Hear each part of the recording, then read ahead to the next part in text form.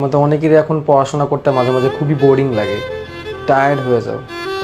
তো যখন এরকম মনে হবে তখন তোমার বাসা থেকে বের হয়ে একটু রাস্তার দিকে চলে যাও। প্রত্যেকেরই বাসার আশেপাশে কোনো না কোনো বিল্ডিংয়ে বা বড় বড় বিল্ডিংয়ে কনস্ট্রাকশনের কাজ চলে। তো আমার বাসা থেকে বের হলে এরকম কনস্ট্রাকশনের কাজ চলছে, এরকম বেশ কিছু বিল্ডিং দেখা যায়, তুমিও চেলে খুঁজে পাবা।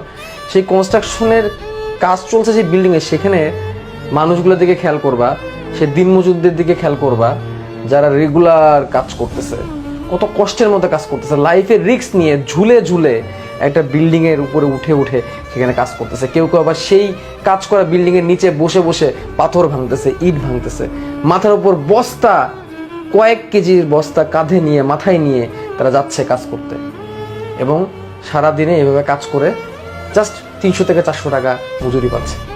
এই কাজের ফাঁকেই দুপুরবেলা এই গরমের মধ্যে, এই কয়েকদিন আগে যে কষ্ট গরম, যেখানে কিনা আমরা ঘরের মধ্যে ফ্যানের বাতাসে এসির মধ্যে টিকতে পারছিলাম না, সেই গরমের মধ্যে তারা মাথার মধ্যে বোঝা নিয়ে কাজ করেছে।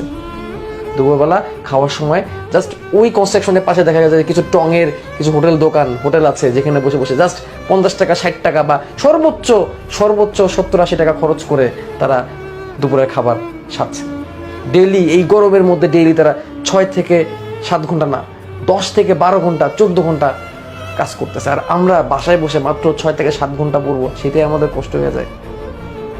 10 থেকে 12 ঘন্টা কত পরিশ্রম তারা করতেছে ডেইলি, এবং সারাদিন কাজ শেষ করে মাত্র 300 থেকে 400 টাকা নিয়ে তারা বাসায় ফিরে, এবং বাসায় ফেরার সময় বাজারের ব্যাগটা হাতে নিয়ে বাসায় ফিরে।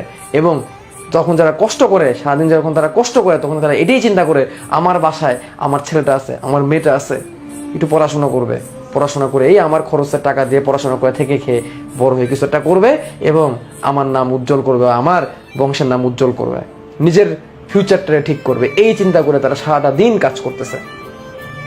চিন্তা করে দেখো আমাদের বাবা মার কথা, আমাদের বাবার কথা, যে সারাটা দিন অফিসে কাজ করতেছে যাতে করে আমার প্রাইভেটের টিউশনির টাকাটা তারা জোগাড় করতে পারে, তোমার টিউশনির টাকা, তোমার কোচিংয়ের টাকা যারা তারা কি করতে পারে, জোগাড় করতে পারে। সারাটা দিন কষ্ট করে যাচ্ছে, খেয়ে না খেয়ে কষ্ট করতেছে।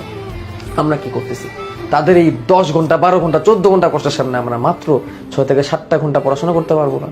এই একটা জিনিস চিন্তা করবা, দেখবা তারপর তোমার আর সে বাইরে দাঁড়িয়ে থাকতে আর মন যাচ্ছে না, তুমি আবার পড়ার টেবিলে চলে আসবে।